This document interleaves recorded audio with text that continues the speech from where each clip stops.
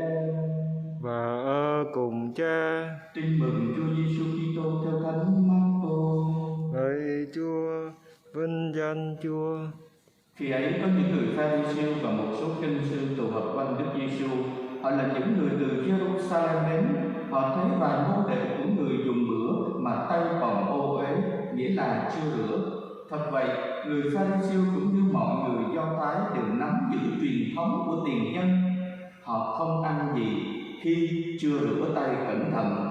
Thức gì mua ngoài chợ về cũng phải rảy nước đã rồi mới ăn. Họ còn giữ nhiều tập tục khác nữa như rửa chén bát, bình lọ và các đồ đồng. Vậy người Pha-ri-siêu và kinh sư hỏi Đức Giêsu: sao các môn đệ của ông không theo truyền thống của tiền nhân, cứ để tay ô uế mà dùng bữa? Người trả lời họ: ngôn sứ Isaiah thật đã nói tiên tri rất đúng về các ông là những kẻ đạo đức giả khi viết rằng: dân này tôn kính ta bằng môi bằng miệng, còn lòng chúng thì lại xa ta. Chúng có thờ phượng ta thì cũng vô ích, vì giáo lý chúng giảng dạy chỉ là giới luật phàm nhân. Các ông gạt bỏ điều răn của Thiên Chúa mà duy trì truyền thống của người phàm. Sau đó Đức Giêsu lại gọi đám đông tới mà bảo: xin mọi người nghe tôi nói đây và hiểu cho rõ. Không có cái gì từ bên ngoài vào trong con người lại có thể làm cho con người ra ô uế được, nhưng chính cái từ con người xuất ra là cái làm cho con người ra ô uế. Vì từ bên trong, từ lòng người phát xuất những ý định xấu, tà dâm, trộm cắp, giết người, ngoại tình, tham lam, độc ác, xảo trá, trác tán, ganh tị, phỉ báng, kiêu ngạo, ngông cuồng. Tất cả những điều xấu xa đó đều từ bên trong mà xuất ra và làm cho con người ra ô uế. Đó là lời Chúa. Lạy Chúa Kitô, ngợi khen Chúa. Kính thưa quý ông bà, anh chị em và cộng đoàn thân mến, bài tin mừng ngày hôm nay thuật lại việc những người Pha-ri-siêu bắt bẻ Chúa Giêsu và hỏi Chúa Giêsu rằng: tại sao các môn đệ của ông không giữ các truyền thống của tiền nhân?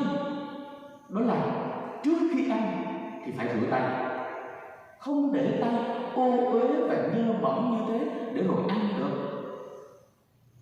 Vì đối với luật Do Thái, đối với người Do Thái thì cái việc nếu tay ô uế dẫn đến việc đồ ăn cũng ô uế, mà đồ ăn ô uế thì khiến con người cũng ô uế. Cho nên khi mà họ bắt bẻ như thế, Chúa Giêsu mới nói với họ rằng, và Ngài long trọng khẳng định với họ rằng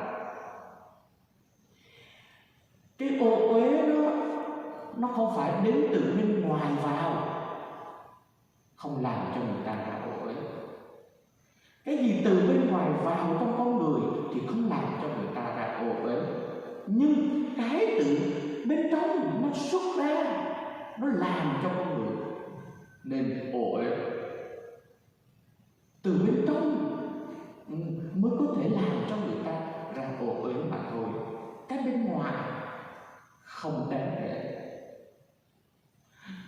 Khi Chúa Giêsu nói như thế, Chúa không có phải là phản đối cái việc rửa tay trước khi ăn.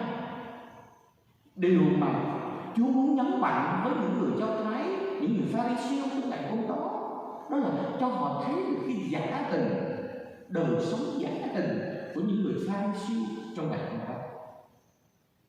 Họ sống giả hình, họ để ý cái bên ngoài, họ chú trọng cái bên ngoài mà họ không để ý cái bên trong. Chúa mời gọi họ tẩy rửa cõi lòng, tẩy rửa tâm hồn, tẩy rửa trái tim nhiều hơn là tẩy rửa đôi tay để mà dùng Vì họ nghĩ rằng khi họ rửa cái đôi tay thì họ sẽ yên tâm và mãn nguyện, vì tránh khỏi rửa cái tâm hồn của mình, rửa cái trái tim của mình. Lắm khi và nhiều lần trong cuộc sống của mỗi người, trong chúng ta cũng vậy. Bên ngoài ta sống đạo đức lắm, ta hiền hòa, ta vui vẻ, ta yêu thương, ta bác ái, ta nhẹ nhàng với người này, nhẹ nhàng với người kia. Nhưng đôi lúc trong tận thâm sâu cõi lòng mình, tâm hồn của chúng ta thì ganh ghét, đố kỵ, xét đoán người này, xét đoán người kia, cho rằng người này như thế này, người kia như thế kia. Đấy, ta sống giả mình giống như người Pha-ri-si. Chúa mời gọi chúng ta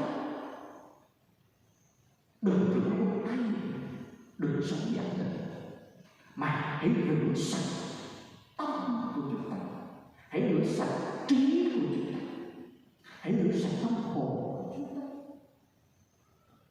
Đấy là điều thứ nhất Chúa mời gọi chúng ta sống ở bài kinh hôm nay. Điều thứ hai Chúa mời gọi chúng ta với bài kinh hôm nay, đó là hãy trở về với cõi lòng mình. Hãy trở về với cõi lòng mình.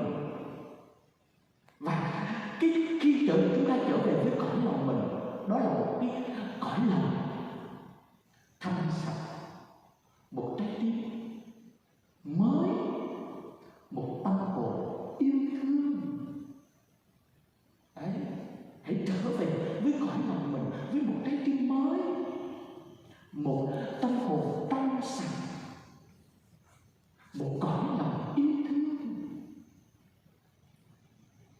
Khi chúng ta biết trở về với cõi lòng và một trái tim mới, một cõi lòng yêu thương, một tâm hồn trong sạch, thì hơn bao giờ hết ta dễ dàng nhẫn nhịn, ta dễ dàng tha thứ, ta dễ dàng yêu thương, ta không phê phán, ta không tự đắc, ta không cho mình là giỏi hơn người này, giỏi hơn người khác, mà thay vào đó ta biết cảm thông hơn, ta biết chia sẻ hơn, ta biết bác ái hơn, ta biết lo lắng hơn, ta biết chăm sóc hơn, và ta biết ra khỏi cái tôi đầy ích kỷ, đầy tự mãn, cho rằng là mình thánh thiện, cho mình đạo đức, cho mình không bao giờ có lỗi, chỉ người khác có lỗi thôi mà mình không có lỗi.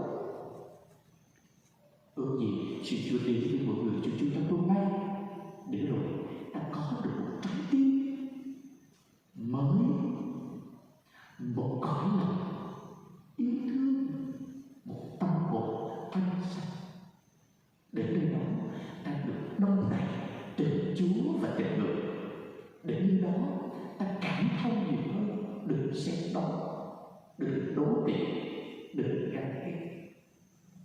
Xin Chúa cho mỗi người trong chúng ta ý thức được điều đó nhiều hơn nữa trong chính đời sống đức tin, cũng như trong chính đời sống thường ngày của chúng ta, để rồi ta nhận ra Chúa nơi chính người anh chị em của mình, nhận ra Chúa nơi người chồng, nơi người vợ, nơi các con của chúng ta, là bởi vì chúng ta đồng đầy từ trái tim của chúng ta, tình yêu của Chúa, sự bao dung của Chúa, sự tha thứ của Chúa, sự yêu